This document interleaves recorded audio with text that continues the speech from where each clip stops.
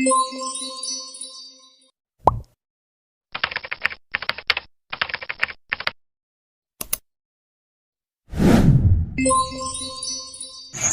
of Declaration of Philippine Independence.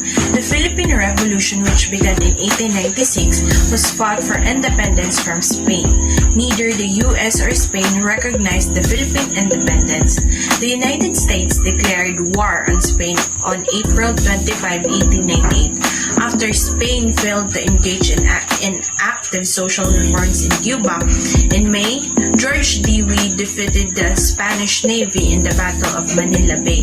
On May 19, 1898, Aguinaldo unofficially allied with the United States and returned to the Philippines to continue the revolution. Officially rather. By June, the Katipunan had gained control of most of the Philippines, excluding Manila Bay, was controlled by the United States, taking into account bearing the sinister comedy of Spanish dominance. Neither the U.S. nor Spain recognized Philippine independence.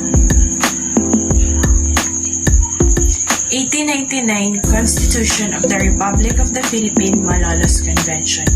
During the American occupation, the Philippines was governed by the laws of the United States and 1899 revolutionary troops led by General Emilio Aguinaldo, declared the Philippines sovereignty.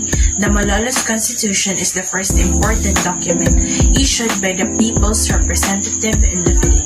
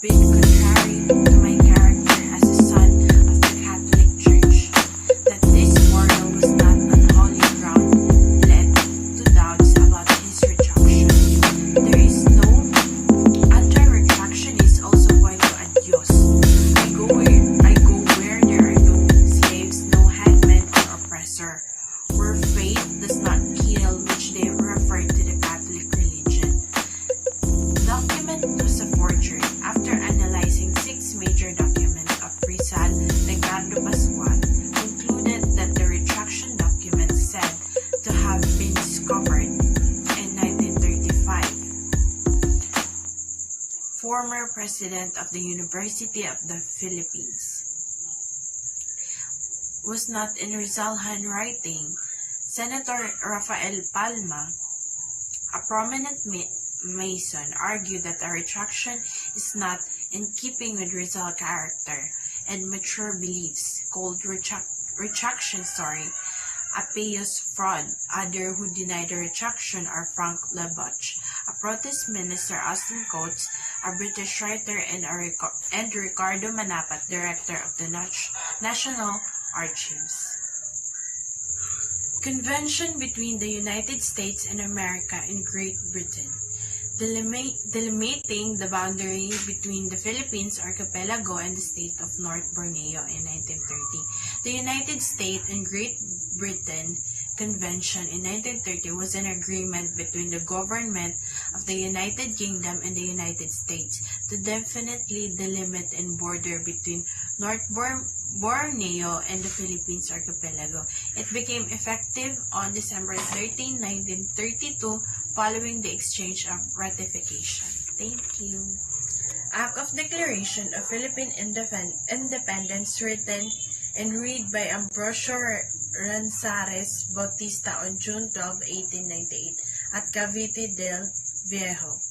Despite his important contribution of the Philippines Revolution, Ambrosio Lanzares Bautista is remembered as one of the unsung and unhonored great Filipinos, an ardent nationalist who served his country in times of strife and protect its people until his ultimately death in 1903.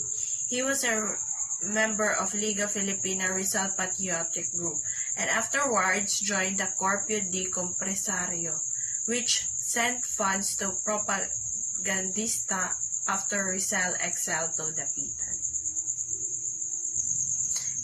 1899 Constitution of the Republic of the Philippines Malolos Convention. The Philippines has had six different constitutions since its declaration of independence on June 12, 1898. The Malolos Constitution, the first Philippine constitution, was developed and enacted in 1899 by the First Philippines Republic during the American occupation of the Philippines. The country was governed by American laws, and National Assembly of the Philippines revised the 1935 Constitution in 1940.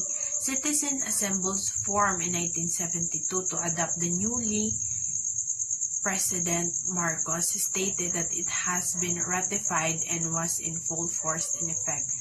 Chief Justice Roberto V. Concepcion exposed that fraud that occurred during the Citizens Assembly ratification.